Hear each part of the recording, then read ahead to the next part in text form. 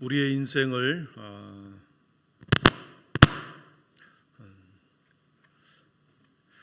우리의 인생은 허들 경기에 많이 비유를 합니다. 허들 경기는 우리가 알다시피 110m를 달려가고 10개의 허들을 넘어가야 되는 경기이죠. 허들 경기를 가만히 보면 달리는 선수가 어떤 것은 잘 뛰어넘기도 하고 어떤 허들은 스텝이 꼬여서 그것을 넘기지 못하고 발로 이렇게 넘어뜨리고 넘어가는 경우가 우리는 보게 되죠. 그런데 넘지 못하고 넘어뜨리고 간다고 해도 그것이 실격이 되는 것이 아닙니다. 경기에는 아무런 영향이 없고 또 허들을 넘지 못했다고 해서 실격패를 당하는 것은 아니죠. 우리가 알다시피 자신의 그 트랙을 똑바로 걸어가 정직하게 달릴 때는 자신의 안에 있는 허들을 넘지 못하고 넘어뜨리고 넘어간다 할지라도 경기에는 아무런 지장을 미치지 않습니다. 다만 옆에 다른 사람이 경기하는 것을 방해할 때만 실격패를 당하죠. 사랑하는 성도 여러분, 올해 새롭게 시작한 12개의 허들, 12달의 허들을 우리는 이제 넘어가게 되죠. 이제 한 개를 넘었습니다. 이제 두 번째 허들을 넘어갈 차례입니다. 우리들이 넘어야 할 것 앞에 놓여 있는 많은 허들이 그 허들이요 집채만큼 큰 허들처럼 보이기도 하고 우리들이 넘어야 할 그 허들이 때로는 아주 가볍게 살짝 넘어가기도 할 우리의 인생에 그런 작은 문제들도 있을 것입니다. 다양하고 복잡한 인생의 문제 앞에서 넘어가야 할 허들들이 다양한데 그래서 우리는 인생의 호흡을 좀 길게 바라보면서 좀 멀리 내다보고 우리의 인생의 경주를 달려가야 할 줄 믿습니다. 첫 번째 허들을 잘못 넘었다고 해서 좌절하거나 낙심할 필요는 전혀 없죠. 왜냐하면 다시 두 번째 허들이 우리 앞에 또 기다리고 있기 때문에 그렇습니다. 마찬가지로 첫 번째 허들을 잘 넘어서 자신이 원하는 어떤 목표를 이루었다 할지라도 또 넘어야 할 인생의 허들이 또 앞에 놓여 있기 때문에 우리는 자만하거나 또 교만하거나 또 자랑할 필요가 없는 거죠. 왜냐하면 또 다른 넘어야 할 인생의 허들이 그들 앞에 첩첩산중에 놓여 있기 때문에 그렇습니다. 모든 인생과 삶의 문제에서 가장 중요한 것은 멀리 보고 마지막 끝을 보고 가야 한다는 것입니다. 아무리 초반에 인생의 허들을 잘 넘었다고 해도 인생의 노년에 불행하다면 그 인생은 불행한 인생이 될 것입니다. 그러나 반대로 아무리 인생의 초반에 무너지고 쓰러지고 잘못 건너가고 힘들게 보냈다 해도 그 문제로 인해서 인생이 파산되는 것처럼 보였어도 노년에 천국을 소유한 인생이 되었다고 한다면 그 인생이 진정한 복된 인생이 되겠죠. 그런 면에서 우리 모든 믿음의 사람들은 인생의 마지막을 준비하고 끝을 바라보면서 이렇게 살아가는 자들이죠. 올 한 해 12월을 바라보고 우리는 이제 한 달을 보냈고 새로운 두 번째 달을 넘으려고 합니다. 끝이 아니기에 다시 일어서고 1월 달에 하지 못했던 것 다시 준비하고 다시 일어나 새롭게 출발하기를 바랍니다. 아멘. 우리가 잘 아는 말씀입니다. 오늘 우리가 너무나도 잘 아는 말씀, 자주 보았던 말씀, 너무나도 중요한 말씀 18절을 우리 다시 한번 보겠습니다. 18절 같이 한번 읽어봅니다.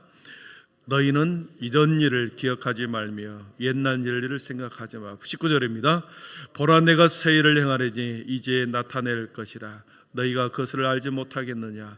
반드시 내가 광야의 길을 사막의 강을 내리니. 아멘. 이전 일을 기억하지 말라고 말씀하십니다. 44년에 우리 교회에 지난날에 수많은 이야기들 새롭게 써갈 45년의 새로운 역사를 위해서 여러분 지나간 대로 아름다운 추억으로 남아있기에 붙들지 말고 지나가는 것은 지나간 대로 추억으로 남겨두기를 바라고 앞을 향하여 옛날 일을 생각하지 말라고 했으니 보라 새 일을 행하여 앞을 향하여 나아가자. 이사야 선지자는 그렇게 말씀합니다. 예레미야 선지자가 예레미야 예가 3장 23절에 아주 중요한 말씀을 하셨는데 우리 한번 또 읽어보겠습니다. 같이 읽어봅니다. 여호와의 인자와 긍휼하심이 무궁하심으로 이것들이 아침마다 새로우니 주의 성실하심이 크시도다. 아멘. 하나님의 성실이 아침마다 새롭다. 아침마다 하나님의 성실하심이 아침마다 새롭다. 여러분, 매일매일 우리에게 새날을 선물로 주셨습니다.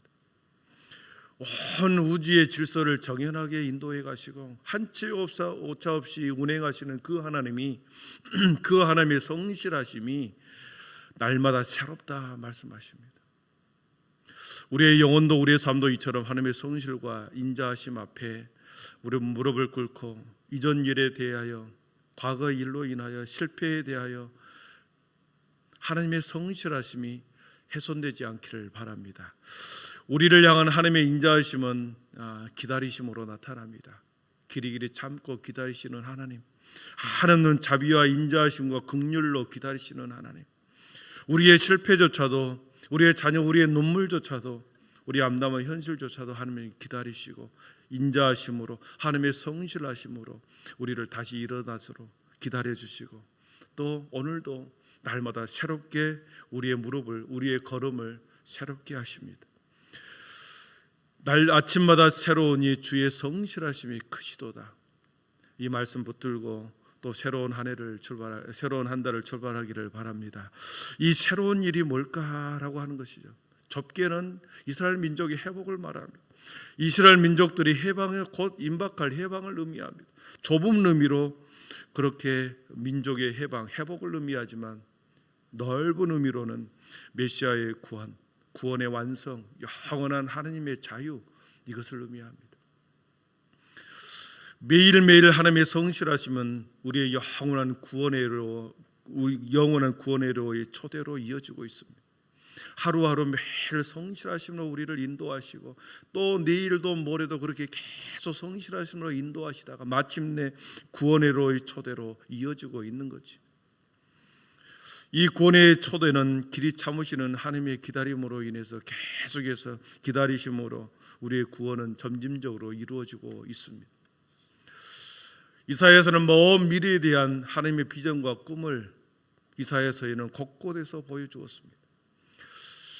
먼 미래의 꿈과 비전을 그 장차 이루실 새 일에 대해서, 메시아에 대한 소망을 곳곳에서 예언으로 말씀하고 있고 신약 성경에서 그 예언을 인용하고 있죠. 그 새 일이란 구체적으로 예수 그리스도의 메시아 시온성의 회복을 궁극적으로 말하고 있습니다. 이사야 선지자는 알고 있었거든요. 700년 후에 예수 그리스도께서 이 땅에 와서 모든 것을 회복하시고 시온성을 회복하실 것을 알고 환상으로 보았습니다. 그리고 장차 자신의 백성들이 먼 70년 후에 바벨론의 포로에서 돌아올 것을 알고 있었습니다. 반대로 또한 그들에게 새로운 일을 행하셔서 70년 동안 포로 가운데 힘든 상황 가운데서도 그들을 회복시켜 주어서 마침내 고국으로 돌아와 자유를 주실 것을 이사야 선지자는 또한 알았습니다. 그러나 그것을 알지 못하는 그 시대의 이스라엘 백성들은 70년의 포로 생활 가운데 노역의 때를 보내야 했습니다. 암담한 현실, 젊은 청년들에게 미래가 사라지고 자신의 민족에게도 희망이 사라지는 그때, 그러나 이사야 선지자는 그 소망이 없는 그 노예의 시대를, 먼 미래를 바라보면서 반드시 그 일을 회복하실 것이다. 다시 그들을 자신의 나라로 고국으로 되돌려 보내 새로운 일을 행하여 가실 것이다. 분명히 알고 있었기 때문에 오늘 본문에서 그렇게 말씀합니다. 이스라엘 민족들은 허들 경기의 명수가 되었습니다. 수많은 위기 앞에, 수많은 절망 앞에서도 다시 일어서서 건너는 이스라엘 민족의 뚝심이 그들이 있었습니다. 왜냐하면 그 뚝심은 약속의 말씀, 야훼 하나님의 말씀에 대한 근거로 그 말씀을 붙들고 살아왔던 그들의 민족이었기 때문에 그들을 때로는 억압하고 또 전쟁에서 포로로 잡아간다 할지라도 그들은 다시 일어섰고 다시 일어서 다시 건너간 허들 경기의 명수가 되었습니다. 사랑하는 성도 여러분, 올 한 해 동안 우리가 살아가는 동안에 수많은 인생의 위기를 만날지도 모르겠습니다. 어떤 문제를 만날지를 모르겠습니다. 그러나 우리가 인생의 위기를 어떻게 바라보느냐에 따라서 그 인생의 위기가 반전이 되어서 인생의 놀라운 기회가 될 것입니다. 그 위기를 기회로 만드는 믿음의 눈만 있다고 한다면, 우리들에게 그 위기를 기회로 보는 믿음의 눈만 있다고 한다면, 우리 안에 그 믿음의 눈이 떠져 있다고 한다면, 올 한 해 우리 가운데 어떤 인생이 펼쳐진다 할지라도 우리는 그 위기 앞에서 당당하게 우리는 맞서 나갈 것입니다. 우리에게 새해를 행하실 하나님이 누구신가? 오늘 말씀 15절에는 우리 그 하나님을 이렇게 말씀합니다. 우리 15절 같이 읽어보겠습니다. 15절입니다. 시작. 나는 여호와 너희의 거룩한 이여 이스라엘의 창조자여 너희의 왕이니라. 아멘. 새해를 향하실 하나님이 어떤 능력이 있는가? 이스라엘의 창조자다. 너희의 왕이다. 여러분, 물건을 만든 사람은 고장난 것은 고치는 것은 일도 아니고, 만물을 창조하시는 분이 다시 회복시키는 것은 일도 아니죠. 그리고 왕은, 한 나라의 왕은 모든 것을 가지고 모든 힘과 통치력을 갖고 있는 그분이, 그 통치자의 왕은 못할 일이 없는 분이시죠. 우리들에게 새해를 행하실 그 하나님은 세상의 모든 것을 창조하고 세상의 모든 것의 주관자가 되시는 왕이시다. 그렇기 때문에 믿음의 눈으로 창조자 하나님을 바라보라. 세상의 만왕의 왕이신 그 왕을 바라보라. 우리에게 새해를 행하실 하나님에 대한 신실하심을, 위대하심을 믿음의 눈으로 바라보라고 하시는 거죠. 사랑하는 성도 여러분, 그렇습니다. 우리가 하나님의 믿음의 눈으로 만왕의 왕이신 창조자인 하나님을 우리가 믿음의 눈으로 바라볼 때, 신실하신 하나님을 내 아버지로 고백할 때 어떤 일이 벌어지는가? 광야에 길을 내겠다 하셨고, 사막에 강을 내겠다 하셨고, 광야의 물을 사막에 강을 내어 내 백성 내가 택한 자에게 마시게 해주시겠다 약속하셨습니다. 수없이 들었던 말씀이지만 올 한 해 가운데, 내 인생 가운데 길을 내주십시오. 우리 사랑하는 자녀들의 인생 가운데, 사막과 같은 인생을 살아가는 그들 가운데 강을 내어주셔서 강과 길을 내어주는 축복을 기대하면서 믿음의 눈으로 창조주 하나님 만왕의 왕을 믿음으로 고백하면서 오늘도 그 아버지가 나와 함께 하심을, 또 한 달도 함께 하심을 소망 가운데 고백하며 나아갈 수 있기를 축복합니다. 마지막으로 한 가지 예전에 말씀을 드렸지만 이 말씀을 다시 보면서 또 이 예화가 생각이 났죠. 사막과 같은 인생, 오늘 본문 43장의 말씀을 품고 살아간 한 사람, 경남 산청군의 작은 시골 마을에서 태어난 한 아이, 어릴 적 교회 학교에서 요셉의 이야기를 듣고 요셉의 꿈을 꾸며 살아갔던 아이, 그러면서 이사야 43장의 말씀, 이 43장 18절 19절 이 말씀을 붙들고 살아가는 한 아이, 그 아이가 갑자기 아버지가 죽게 되면서 가정 형편이 너무나도 어렵게 되어 초등학교, 중학교, 고등학교를 다 검정고시로 통과합니다. 그러면서 이 말씀을 붙들고 나는 요셉과 같은 사람이 되어야 되겠다, 그 마음을 품고 살아온 한 아이, 그 아이가 어머니를 따라 서울에 와서 알다시피 청와대를 보게 되죠. 청와대 앞을 지나갑니다. 청와대 앞을 지나가면서 나는 저곳에서 근무해야 되겠다, 저기에서 내가 있어야 할 곳이 저곳이다, 이렇게 꿈을 꾸는 아이. 정확히 20년 후에 그는 청와대의 경호실에 들어가게 됩니다. 그리고 마침내 경호실장, 최고의 자리 경호실장까지 올라간, 우리가 알고 있는 바라봄의 법칙의 저자 주대준 장로입니다. 자신의 인생이 광야에 갔고 척박한 환경 속에서도 내 인생길에 한 번도 낙심하지 않고 길을 낼 걸 믿는다. 내가 가는 그 길에 사막과 같은 길이 있다 할지라도 그곳에 하나님께서 내 인생에 강을 내실 것이다. 저도 이 말씀에 늘 마음에 품습니다. 사랑하는 성도 여러분, 그렇습니다. 우리가 어떤 말씀을 품고 그 말씀을 정말로 내 마음에 새겨서 살아가느냐에 따라서 길이 열리고 강이 열리는 거 아니겠습니까? 하나님은 우리 앞에 우리 안에 새해를 행하신다고 약속하셨기 때문에, 길을 내신다 약속하셨기 때문에 이 말씀을 붙들고 또 한 해를 또 한 달을 살아가게 되죠.